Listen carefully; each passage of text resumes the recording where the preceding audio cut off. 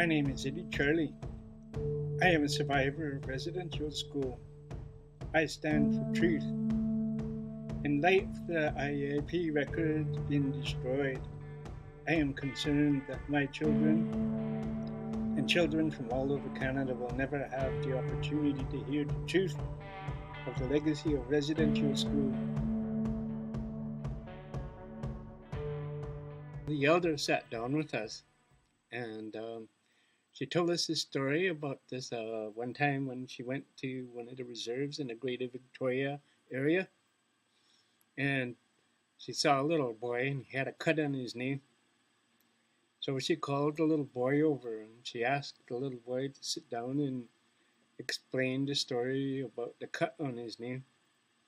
So the little boy sat down with her and he started crying as soon as she started telling the story about how he got the cut on his knee. He said he fell down on a rock and cut his knee open, and he really didn't believe that anybody cared about him because people just laughed at him and didn't really want to help him. And he said it hurt really bad, but nobody wanted to be there for him. So the elder thanked him, and then she left. But she came back again about 2 weeks later, and she saw that same little boy. So she called him over and she asked him to tell the story about the cut on his knee. And no sooner did the boy sit down and start telling the story, he started crying again. And he explained that he didn't think anybody cared. And he said the cut hurt and it was bleeding lots, but still nobody wanted to help him. And he felt really upset that nobody cared about him. So the elder thanked him again.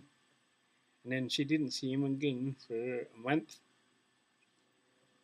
And when she came back and she saw the same little boy again, she called him over and she asked him to sit down with her and explain the story about the cut on his knee.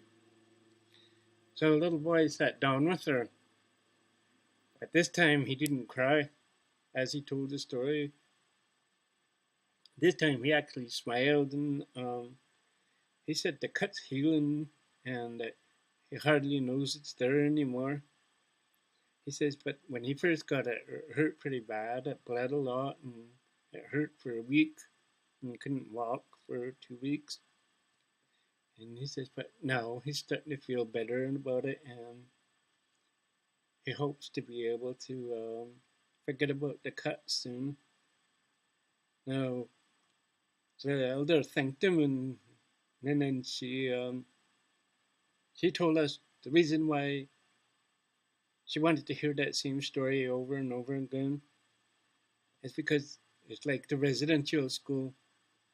People that have been hurt in the residential school carry that pain, that trauma, and that pain and trauma is a lot like the cut on a little boy's knee. The more he talked about it, the less pained he was, the less hurt he was. If we do that for one short day, the more we talk about it, we give other people a chance to find that courage in their own heart to be able to talk about the trauma that they've lived with for such a long time. And once the word starts to get out, maybe other people will see that what we're doing is a good thing and people will find the courage to sit down and talk with us. And that's just the moral of the story, that the more you talk about things, the easier it becomes for healing to begin. That's all I have to say. I just got to see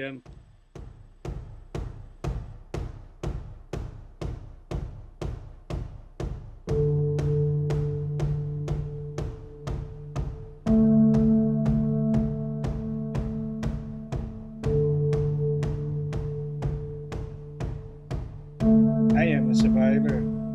There are 150,000 people like me that stand for truth.